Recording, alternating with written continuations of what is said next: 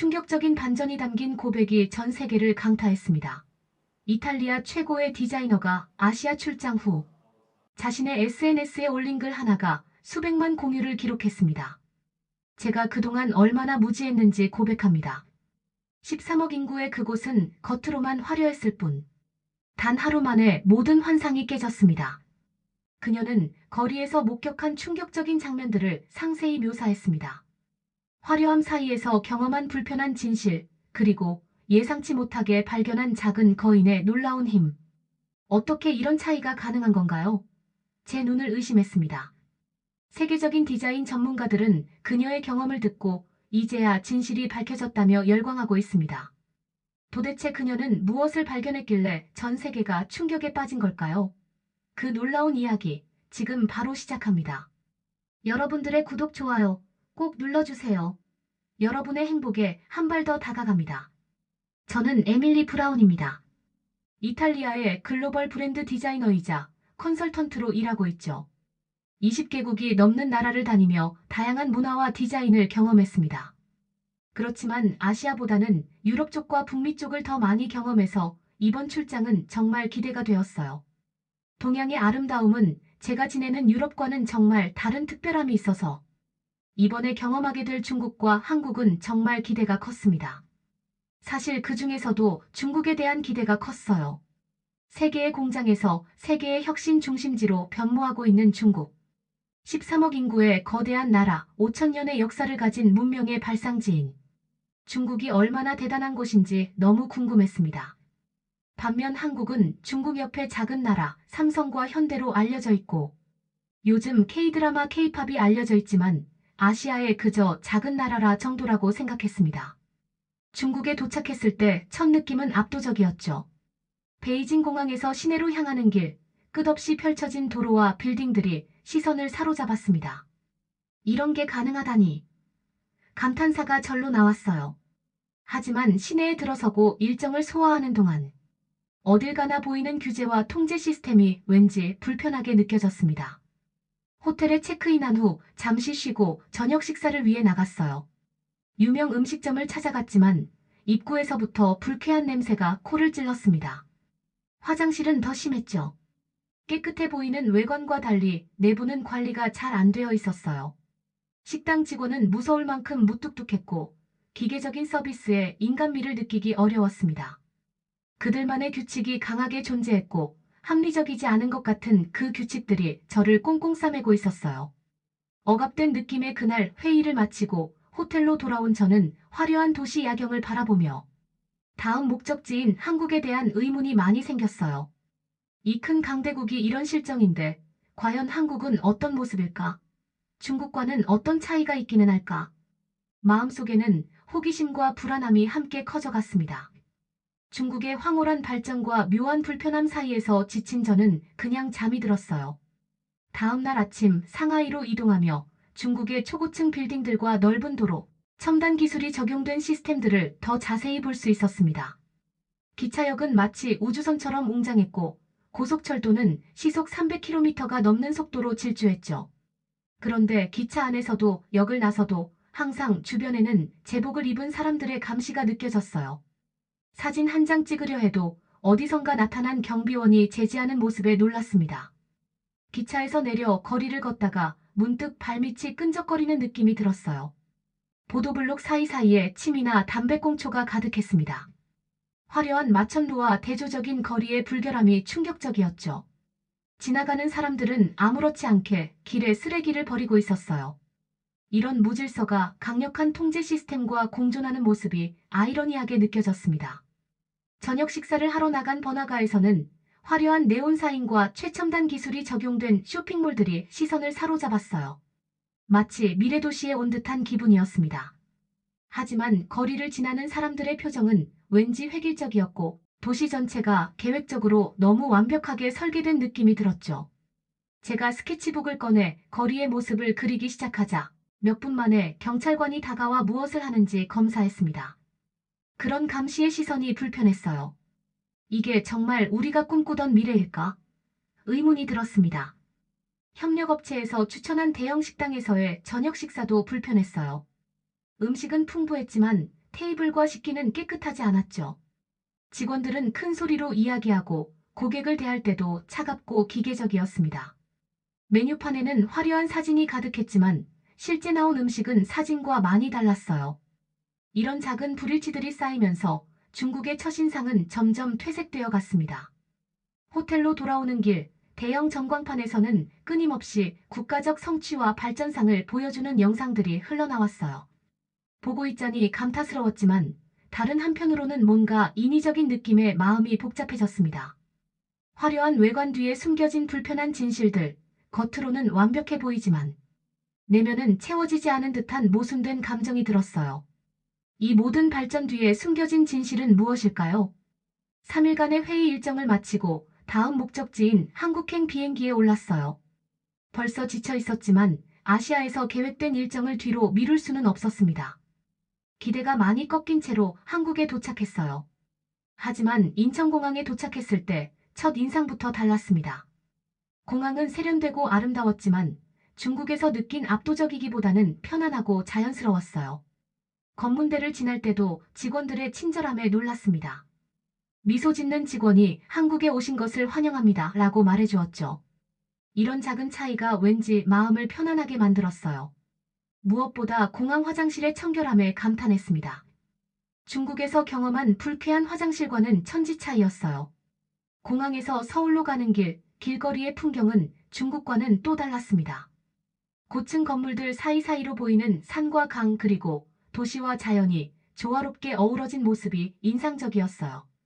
무엇보다 놀라웠던 건 거리를 자유롭게 오가는 사람들의 표정이었습니다. 활기차고 다양한 개성이 느껴졌죠. 중국에서 느꼈던 어딘가 무거운 공기와는 달리 한국의 거리는 자유롭고 생동감이 넘쳤어요. 택시기사님은 친절하게도 서울의 주요 랜드마크들을 설명해 주셨습니다. 유창한 영어는 아니었지만 진심으로 소통하려는 모습이 감동적이었어요.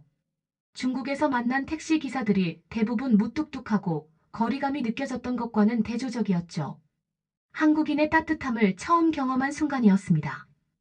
호텔에 체크인하고 잠시 쉰 후 저는 서울 탐험을 시작했습니다. 지하철은 깨끗하고 효율적이었어요. 특히 놀라웠던 건 사람들이 자발적으로 질서를 지키는 모습이었습니다. 감시 카메라나 경비원의 지시 없이도 모든 이가 자연스럽게 줄을 서고 노약자에게 자리를 양보하는 모습이 인상적이었죠. 분홍색 시트로 되어 있는 임산부석은 아무도 앉아있지 않은 채로 비워져 있는 경우가 많이 있었어요. 중국의 지하철에서는 감시와 통제에도 불구하고 사람들이 서로 밀치고 무질서한 경우가 많았는데 한국은 통제 없이도 자율적으로 질서가 유지되고 있었어요. 중국과는 다른 이게 진짜 자연스러운 성장과 발전 아닐까? 라는 생각이 들었어요. 거리는 놀랍도록 깨끗했습니다. 중국에서 본 끈적거리는 보도블록과 쓰레기통이 넘쳐있는 풍경과는 완전히 달랐어요. 사람들은 작은 쓰레기조차 주머니에 넣어두었다가 쓰레기통을 찾아버리는 모습이 인상적이었습니다. 흡연자들도 지정된 장소에서만 담배를 피우고 있었죠. 강제적인 규제가 아닌 시민의식에서 우러나오는 질서였어요. 저녁에 찾은 명동은 활기찬 에너지로 가득했습니다. 다양한 가게들과 맛집들, 그리고 그 속에서 자유롭게 자신을 표현하는 젊은이들의 모습이 생동감 넘쳤어요. 중국의 번화가와 비교했을 때 규모는 작을지 몰라도 훨씬 자연스럽고 진정성 있는 느낌이었습니다. 무엇보다 놀라웠던 건 음식점의 청결함이었어요. 주방이 오픈된 식당들이 많았고 모든 곳이 깨끗하게 관리되고 있었습니다. 중국에서 경험한 불쾌한 식당 경험과는 천지 차이였죠. 음식점에서 만난 김서연 씨는 제 옆자리에 혼자 앉아 식사하던 한국인이었어요. 우연히 대화를 나누게 되었는데 그녀의 이야기에 깊은 인상을 받았습니다. 서연 씨는 스타트업에서 일하는 디자이너였죠. 한국은 빠르게 변화하지만 그 속에서도 우리만의 정체성을 잃지 않으려고 노력해요. 새 것만 좇는 게 아니라 전통과 현대를 조화시키는 것이 우리의 강점이라고 생각해요. 그녀의 말이 가슴에 와 닿았습니다. 저는 서연 씨에게 솔직하게 물었어요. 처음에 저는 한국보다 중국이 더 발전했다고 생각했어요. 더 크고 더 많은 것을 가진 나라니까요. 하지만 지금은 생각이 바뀌고 있어요. 이런 제 생각에 대해 어떻게 생각하세요? 서연 씨는 미소를 지으며 대답했습니다. 많은 외국인들이 처음에는 그렇게 생각해요. 중국은 크고 화려하니까요. 하지만 진짜 발전은 크기만으로 측정되지 않아요. 삶의 질, 시민의 행복, 문화적 깊이. 이런 것들이 더 중요하죠. 그녀의 말에 깊이 공감했어요. 단 하루 만에 제 선입견이 무너지고 있었습니다. 다음 날, 저는 본격적으로 한국과 중국의 차이점을 분석하기 시작했어요. 중국은 분명 정부의 강력한 추진력과 거대한 시스템의 힘이 느껴졌습니다. 하지만 그 이면에는 개인의 자유와 다양성이 어딘가 제한되는 느낌이 있었죠. 반면 한국은 비록 작은 나라지만 국민 개개인의 창의력과 열정이 모여 만들어낸 에너지가 느껴졌어요. 강남에 위치한 한 디자인 회사를 방문했을 때의 경험은 특히 인상적이었습니다. 박준호 대표는 저에게 회사의 철학을 이렇게 설명했어요. 우리는 통제가 아닌 자율성을 중요시합니다. 직원들이 자유롭게 생각하고 실험할 수 있어야 진정한 혁신이 나온다고 믿어요. 그의 말에 깊이 공감했습니다. 사무실 곳곳에서 느껴지는 자유로운 분위기와 활발한 소통이 바로 그 철학을 반영하고 있었죠. 중국의 회사들도 방문한 적이 있었어요. 그곳에서는 모든 것이 위계적이고 통제된 느낌이었습니다. 직원들은 상사의 눈치를 보며 창의성보다는 지시된 대로 일하는 모습이 대부분이었죠. 반면 한국 회사에서는 존중과 자율성이 조화를 이루고 있었어요. 수평적인 소통이 가능하면서도 필요할 때는 체계적인 협업이 이루어지는 모습이 인상적이었습니다. 중국에서 본 거대한 쇼핑몰과 화려한 시설들도 인상적이었지만 한국의 작지만 개성 있는 공간들이 주는 따뜻함과 진정성은 더 마음에 와닿았습니다. 중국의 것들은 마치 자랑하기 위해 또는 외부에 과시하기 위해 만들어진 듯한 인상을 주었어요. 반면 한국의 공간들은 실제 사용자의 경험과 감성을 중심으로 디자인된 느낌이었습니다. 크기와 화려함이 전부가 아니구나 라는 깨달음이 생겼어요. 한국 방문 3일째, 저는 서울 외곽의 한 디자인 연구소를 방문할 기회가 있었습니다. 이민우 박사는 저에게 한국의 혁신 생태계에 대해 설명해 주었어요. 우리는 짧은 시간 안에 많은 변화를 겪었습니다. 전쟁의 폐허에서 선진국으로 발전하는 과정에서 우리 국민들은 변화에 빠르게 적응하는 능력을 키워왔죠. 하지만 단순히 따라가는 것이 아니라 우리만의 방식으로 재해석하고 발전시키는 것이 중요했어요. 연구소 연구원과 잠시 쉬는 시간에 나눈 대화도 인상적이었습니다. 그녀는 자신의 꿈과 열정에 대해 이야기할 때 눈을 반짝였어요. 미래에 대한 불안감보다는 도전에 대한 기대감이 더 컸죠. 우리는 어려움 속에서도 항상 길을 찾아왔어요. 그게 한국인의 DNA 아닐까요? 그녀의 말이 오래도록 기억에 남았습니다. 그들은 중국 디자이너들과는 다른 에너지를 가지고 있었어요. 중국에서는 국가가 정해준 방향을 따라가는 느낌이었다면 한국의 디자이너들은 길을 개척하는 모습이었습니다. 그들에게서 느껴지는 자율성과 창의성은 한국이 앞으로도 계속 혁신을 이끌어갈 수 있을 것이라는 확신을 주었어요. 성수동의 한 스타트업 인큐베이팅 센터를 방문했을 때 저는 한국의 미래를 보는 듯했습니다. 크지 않은 공간이었지만 그 안에서 다양한 아이디어가 태어나고 있었어요. 젊은 창업자들은 세계를 무대로 한 비전을 이야기했고 그들의 열정은 전염성이 있었죠. 중국의 스타트업 생태계가 규모와 자본에 초점을 맞추고 있다면 한국의 스타트업들은 가치와 혁신에 중점을 두고 있었어요. 이들과 디자인 협업을 해서 세상에 신상 라인을 내놓을 때 어떻게 평가를 받을지 생각하니 설레었어요. 경복궁을 방문했을 때 현대적인 고층, 빌딩들 사이에 자리한 고궁의 모습이 한국의 정체성을 상징하는 것 같았어요. 과거와 현재, 전통과 혁신이 공존하는 모습이 자연스럽게 어우러져 있었습니다. 중국의 자금성도 웅장했지만 한국의 궁궐에서 느껴지는 섬세함과 아름다움은 또 다른 감동을 주었죠. 중국에서는 전통과 현대가 마치 별개의 것처럼 느껴졌어요. 전통은 박물관에 보존되고 현대는 그와 완전히 단절된 듯한 인상이었죠. 반면 한국에서는 전통과 현대가 자연스럽게 공존하고 있었습니다. 그 조화로움이 한국만의 매력이었어요. 제 생각을 정리해보면 중국은 마치 계획된 정원 같았어요. 웅장하고 화려하지만 어딘가 인위적이고 규칙적인 느낌. 반면 한국은 자연스럽게 자란 숲과 같았습니다. 겉보기에는 작지만 그 속에 담긴 생명력과 다양성이 더 깊고 풍부했어요. 중국이 쉽게 만들어낸 거대한 유리온실이라면 한국은 시간과 정성을 들여 가꾼 아름다운 정원 같았습니다. 한국은 앞으로도 계속 진보할 것이다. 그 확신이 마음속에 자리 잡았어요. 빠른 변화에 대한 적응력, 혁신을 향한 열정, 그리고 깊은 문화적 뿌리가 한국의 미래를 밝게 만들 것이라 믿었습니다. 중국의 발전이 국가 주도의 거대한 프로젝트에 의존한다면 한국의 발전은 국민 개개인의 창의성과 자율성에서 비롯된 것이었죠. 그것이 바로 한국이 가진 진정한 경쟁력이라고 생각합니다. 귀국 전 마지막 날, 저는 강남의 한 카페에서 마지막 일정으로 만난 최영준 디자이너와 긴 대화를 나눴어요. 그는 20년간 글로벌 기업에서 일한 경험이 있는 비즈니스 컨설턴트였죠. 한국이 이렇게 세계적인 위치에 오른 것은 우연이 아닙니다. 어려운 환경 속에서도 포기하지 않는 끈기, 더 나은 미래를 향한 열망, 그리고 세계를 향해 열린 마음이 우리를 여기까지 이끌어왔어요. 영준 씨는 계속해서 한국의 발전 과정을 설명해 주었습니다. 우리는 자원도 넓은 영토도 없었어요. 오직 사람뿐이었죠. 그래서 교육에 모든 것을 걸었고 국민 개개인의 역량을 키우는 데 집중했습니다. 중국은 규모의 경제로 세계를 압도하지만 한국은 질적 성장으로 승부해왔어요.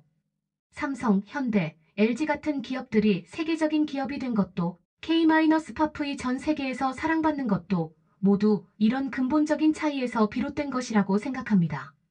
그의 말에 깊이 공감했어요. 중국은 거대한 인구와 자원을 바탕으로 양적 성장을 이뤄냈다면 한국은 제한된 자원 속에서도 질적 성장을 이룩한 것이죠. 중국의 성장이 국가 주도의 하향식이었다면 한국의 성장은 시민 주도의 상향식이었다는 점도 중요한 차이점이었습니다. 저는 영준 씨에게 물었어요. 한국과 중국 두 나라를 비교했을 때 가장 큰 차이점은 무엇이라고 생각하세요? 그는 잠시 생각하더니 대답했습니다.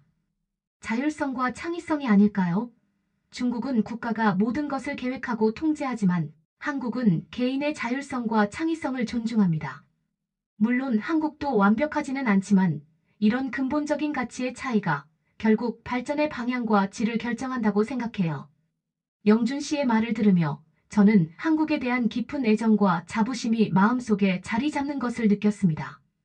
이 나라가 세계적인 위치에 오른 비결은 바로 국민 하나하나의 노력과 열정, 그리고 그들이 만들어낸 독특한 문화와 가치에 있었던 것이죠. 세계적인 디자이너들이 왜 한국을 롤모델로 삼는지, 글로벌 스타트업들이 왜 한국을 선호하는지 이제는 분명히 이해할 수 있었어요. 그것은 단순한 경제적 성공이나 기술적 발전을 넘어 그 속에 담긴 인간적 가치와 문화적 깊이 때문이었습니다. 저의 마지막 날, 저는 서울의 골목골목을 돌아다니며 도시의 숨결을 느껴보았어요. 성수동의 오래된 공장들이 예술 공간으로 변모한 모습, 북촌의 전통 한옥과 현대적인 카페가 공존하는 모습, 그리고 강남의 첨단 빌딩들 사이로 보이는 작은 골목 식당들까지. 이 모든 것들이 한국의 정체성을 형성하고 있었습니다. 일정 중에 만난 로마에서 와서 한국에서 활동하고 있는 클레오는 10년째 한국에 살고 있었어요. 그는 제게 흥미로운 관점을 들려주었습니다. 한국은 겉으로 보기에 평범해 보일 수 있어요. 하지만 그 속을 들여다보면 놀라운 혁신과 효율성이 숨어 있죠. 반면 중국은 겉으로는 화려하게 보이지만 일상적인 부분에서는 불편함이 많아요. 저는 이것을 실용적 완벽주의라고 부릅니다. 한국인들은 겉모습보다 실제 사용자 경험을 중요시하거든요. 그의 말에 깊이 공감했습니다. 제가 중국과 한국에서 경험한 것도 정확히 그랬어요. 중국은 세계를 놀라게 하기 위한 외형적 화려함에 집중했다면 한국은 실제 사람들의 일상을 편리하고 풍요롭게 만드는 데 집중한 느낌이었습니다. 그것이 바로 진정한 발전의 의미가 아닐까요? 이제 저는 한국에서의 경험을 제 브랜드 디자인에 녹여내서 세계에 알리고 싶다는 강한 열망을 느낍니다. 처음에 품었던 선입견이 얼마나 잘못되었는지, 그리고 한국에서 발견한 진정한 가치가 얼마나 소중한지를 많은 사람들에게 알리고 싶어요. 이번 출장은 단순한 출장 여행이 아닌 진정한 발전과 성장이 무엇인지에 대한 깊은 성찰이 되었어요. 중국과 한국 두 나라를 경험하며 저는 속도와 방향에 대해 많은 생각을 하게 되었습니다. 제 다음 프로젝트는 한국의 디자인과 혁신 생태계에 대한 심층 연구가 될 것입니다. 이 나라가 어떻게 자신만의 독창적인 길을 걸어왔는지, 그리고 그 과정에서 어떤 가치를 중요시했는지를 세계에 알리고 싶어요. 중국의 발전 모델이 세계적으로 주목받고 있지만 한국의 발전 모델이 훨씬 더 지속 가능하고 인간적이라는 것을 많은 사람들이 알았으면 합니다. 한국의 매력은 단순한 경제적 성공이나 기술적 혁신을 넘어섭니다. 그것은 인간다움을 잃지 않으면서도 끊임없이 발전하는 능력, 전통과 현대를 조화시키는 지혜, 그리고 제한된 자원 속에서도 최고를 추구하는 열정에 있어요. 중국의 발전이 세계를 압도하는 방식이라면 한국의 발전은 세계를 매혹시키는 방식이라고 할 수 있습니다. 오늘 아침 공항으로 가는 길에 택시 기사님과 나눈 짧은 대화가 마음에 깊이 남았습니다. 한국인들은 항상 더 나은 미래를 꿈꿉니다. 어려움이 있어도 포기하지 않고 함께 힘을 모아 극복해왔죠. 그게 우리의 강점입니다. 그 말에 깊이 공감했어요. 그는 또 이렇게 덧붙였습니다. 우리나라는 작지만 강한 나라입니다. 남들이 불가능하다고 했던 것들을 가능하게 만들어 왔어요. 반도체, 조선, 자동차, 이제는 문화까지. 항상 세계 최고를 목표로 했죠. 많은 외국인들이 처음에는 한국을 과소평가하지만 경험해보면 생각이 바뀌더라고요. 그의 자부심 어린 말에 저도 모르게 미소가 지어졌습니다. 그가 맞았어요. 저 역시 그런 경험을 한 사람 중 하나였으니까요. 비행기에 오르며 창밖으로 보이는 서울의 풍경을 마지막으로 바라보았습니다. 이 나라, 이 국민이 있기 때문에 제가 디자이너로서 그리고 한 사람으로서 더 자랑스럽다는 감정이 밀려왔어요. 처음에 가졌던 중국에 대한 환상과 한국에 대한 무지함이 얼마나 잘못되었는지를 깨달았습니다. 진정한 발전은 겉으로 드러나는 화려함이 아니라 사람들의 삶의 질과 행복, 그리고 그 속에 담긴 가치와 문화적 깊이에 있다는 것을. 한국에서의 경험은 제 인생의 중요한 전환점이 되었습니다. 이제 저는 이 소중한 경험과 깨달음을 세계와 나누고 싶습니다. 작지만 강한 나라, 화려하지 않지만 깊이 있는 나라, 그리고 무엇보다 인간다움을 잃지 않고 발전해온 나라. 그것이 제가 경험한 대한민국입니다.